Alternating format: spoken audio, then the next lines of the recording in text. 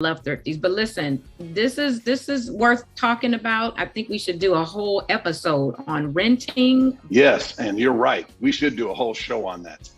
And we should be talking about one, buying versus renting, and then also working together with family. Because right now we're about to do something on building generational wealth. So we'll come back and talk about how real estate plays a role in that. Let's start the show.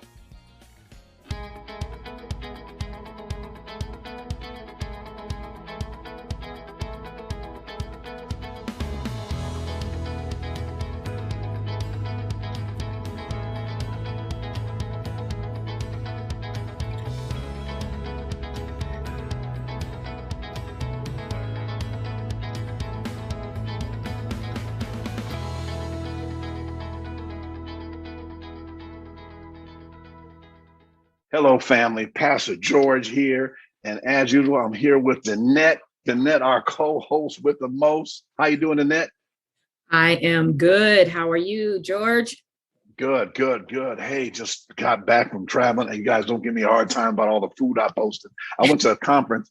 I ate so much, everybody started calling me the name of the restaurant the next day and doing it. So anyway, man, glad to be back and in doing this. But hey, we have a very special episode today. We're going to be talking about building generational wealth and the different areas. So I want to turn over to you, Danette, because you said on the show that people are asking you questions. And as you guys know, we have an Ask George segment. So Danette.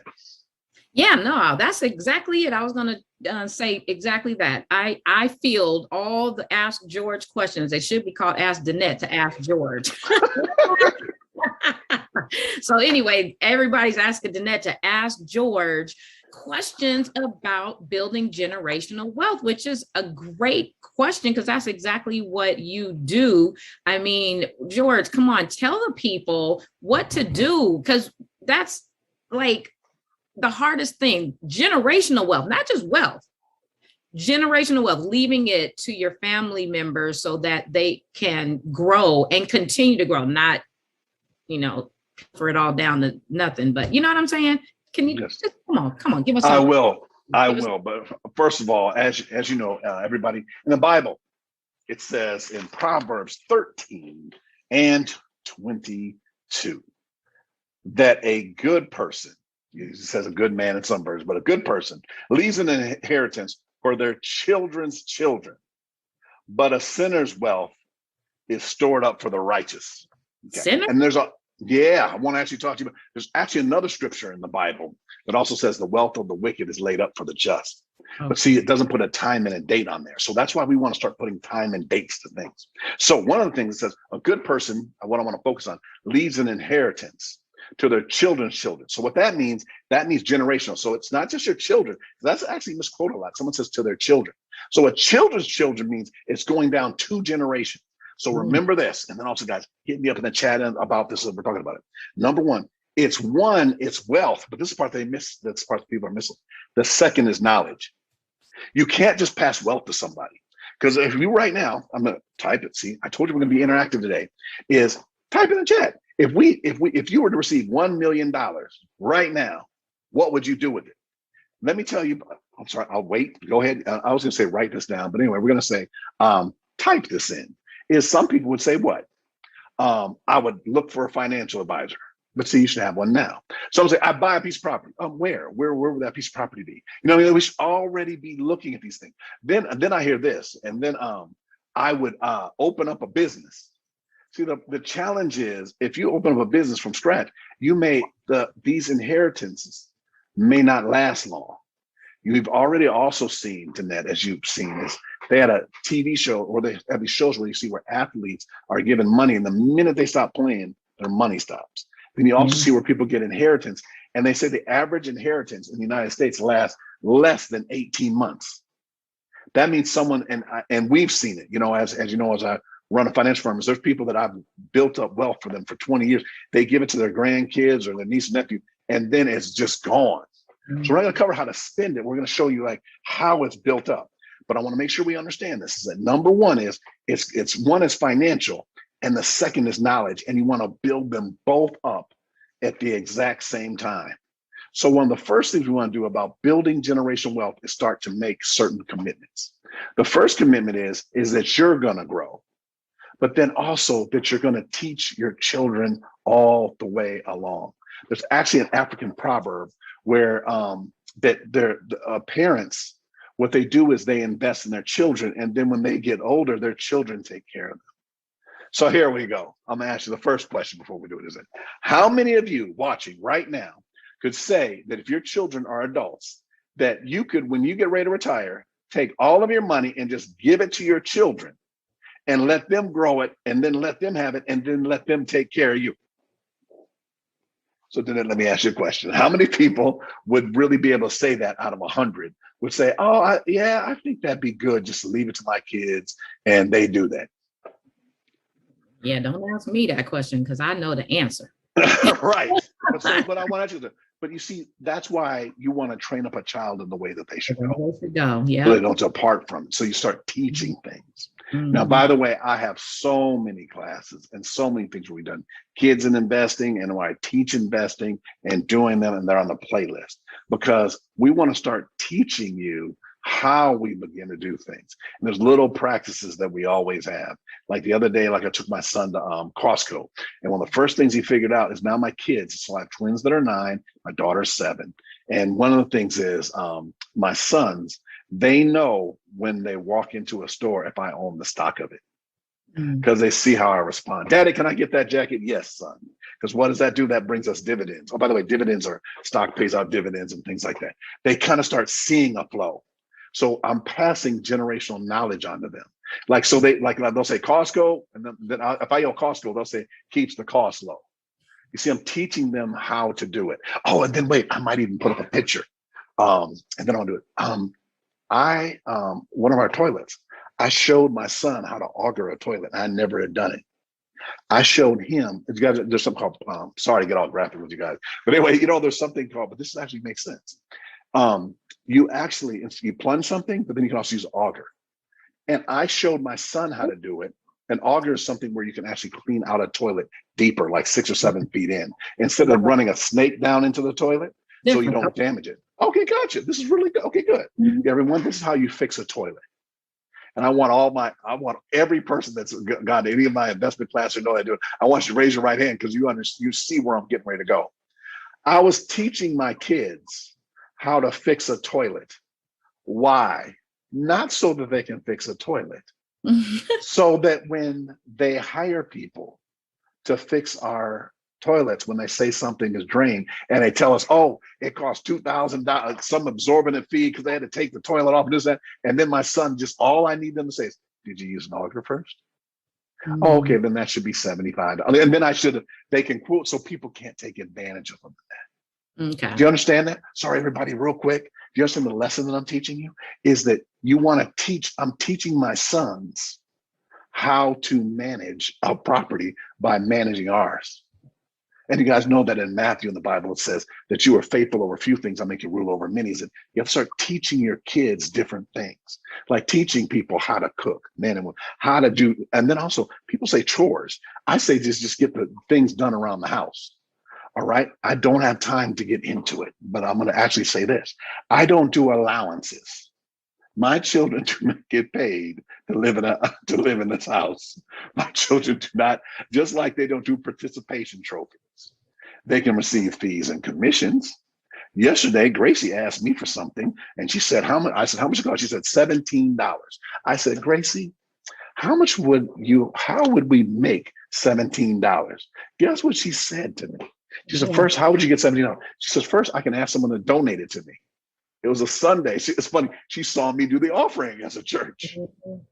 And I said, "But you understand that you're a prophet?" She goes, "I could open up a business." I said, "Well, what type of business would you do?" She said, "I would sell stuff." And then she goes, "Merch." She already knows the lingo.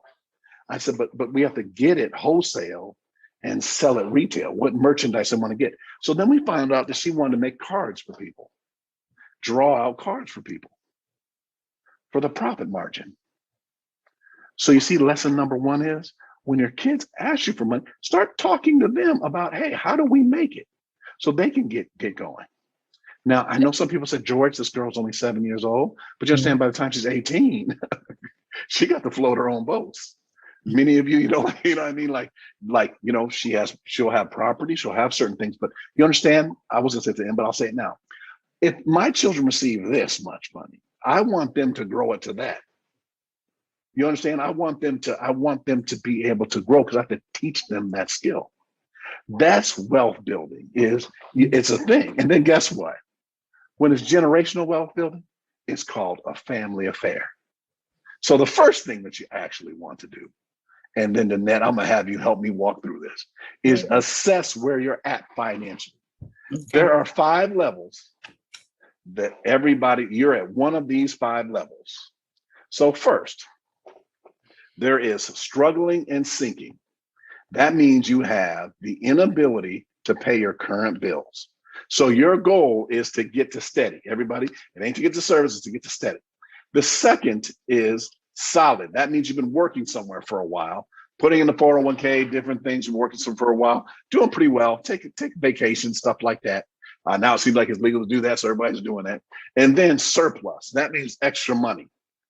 So then the next level, service, where you're not concerned with finances. You do whatever God puts you on this earth to do. So I want to repeat these again: struggling, steady, solid, surplus, service. So whatever level you're at, the goal is to get to the next level. So this is where the generational wealth comes in. Then I'm going to kick it over to you, Net, and we can add any color to this. If you're struggling, you want to get to steady. So certain things you want to do, and you want to do them financially, like whether it's get out of debt. But a lot of times we're struggling, it is get a job that pays more money or increase your income. And then, so what I'm going to ask you next, Annette, is about other ways of getting income. Like you may want to have a job, and there's something called active income. That's working, getting income. Then there's something called passive income, right? Real estate, investing. We'll come back to that a little bit in this area. And then we want to look at how we can pass it on. And then we'll look at how things work with taxes. Then you see they're solid. So that means you're doing pretty good. Then what you want to do, this is the beauty part, they're solid, surplus, service, is whatever level you're at, you want to get, this is the generational part. You want to get a person, I'm going to put it right back up here, a person that's doing, let's say you're at solid.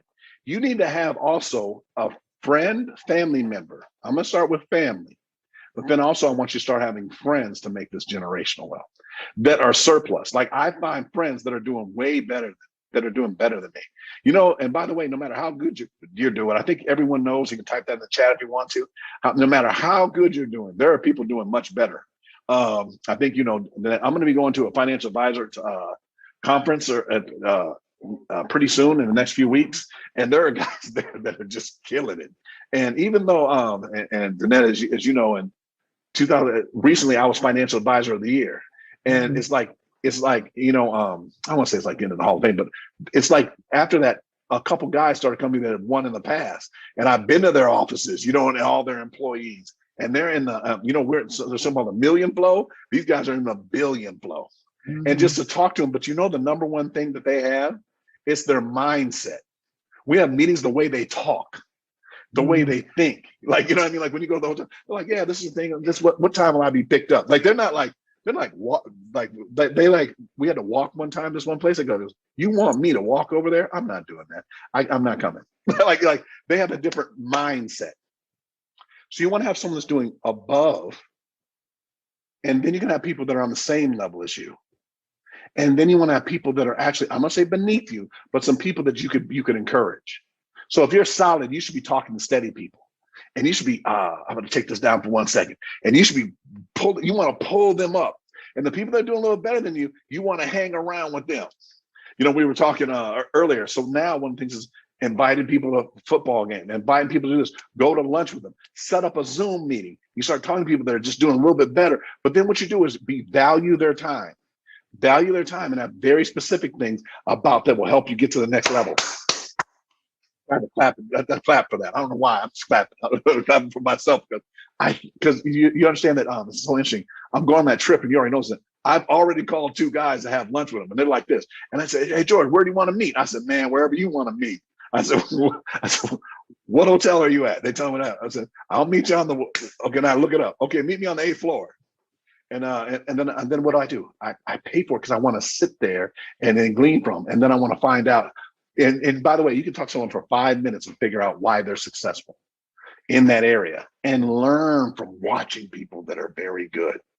And then some of us we even lay out there. Danette, I would show you a picture. I went to the groundbreaking for the Clippers. Mm-hmm. And I just want to let you guys know something. I watched Steve Ballmer for about four, maybe 5 minutes. I said, I see why he's a billionaire or why he's financially successful. Very nice guy, thanked everybody, and just watch how he did that. You actually may want to watch how he does it. So watch people that are doing very well and then learn from them. And then occasionally you may get people that model. So what I do is, it's funny, I said model like I'm a model, but I try to model everything. When I buy properties, I bring everybody to them. If you guys are interested in this, just let us know. We do them, we shoot videos, we do everything with them. As you remember, I bought a home during the pandemic, rented out a home. You remember we did all this, and then also sold one, selling in the process of selling one, all during the same time and during that process and doing it.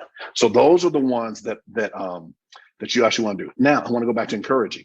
Even though you're doing whatever level you're at, there's somebody that you can also encourage, and you want to show them, like if you got out of how you got out of it, and you want to show them how you did that, how you home shop.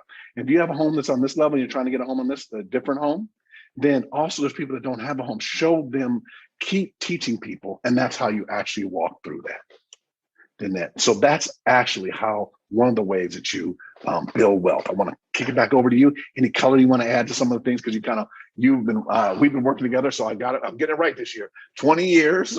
So she has done all the seminars that I've done over all the last 20 years. Anything else you want to add to that? Yeah, I do. So, I mean, people know me as Coach Danette. I actually walk people through how to get to that, because a lot of people's mentality is really what challenges them, and they don't even realize mindset. You mentioned this with what you were just saying. Mindset is key. Not only are you needing to learn for yourself, but you need to transfer that information, pass that information to your children, and of course your children's children, because like you said, there's levels to this game, right? There's levels you have to reach. Multiple streams of income is critical in especially in California, Los Angeles, more particularly for those that are watching us from all over the country, in some places even outside of the United States. But it's interesting when you were talking about teaching your daughter and your children how to build wealth. Girl Scouts came to mind for me, because I was talking to my granddaughter the other day, and I just asked her for some reason. I was like, hey, do you want to join the Girl Scouts? Because one of her friends is a Girl Scout, and they have a sign in their front yard that never leaves, and it says, "A Girl Scout lives here." Something about buying cookies. So it's not even like they're at the store. They're just, you see this sign every day. And you know what my grand said to me when I said, "Do you want to become a Girl Scout?" She said this: "I don't want to sell no cookies."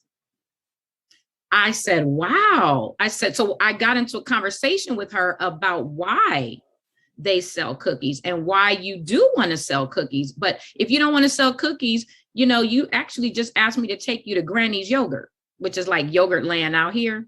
So, yeah. But, I had to talk to her about how I have money to go to Granny's Yogurt, and she needs to be learning how to get her own money to do the things she wants to do. So that's what I wanted to add color to this conversation, literally about teaching children how to get money to get the things that they want. Because right now they think that it's about just asking how to get it from your pocket. My mom used to always say, money. You remember the saying, money don't grow on trees? Who knows that? Type that in. Yes. No, I say that, but no, Danette, that is right on. Girl Scouts is one of the best entrepreneurship, and now I want to turn it into family.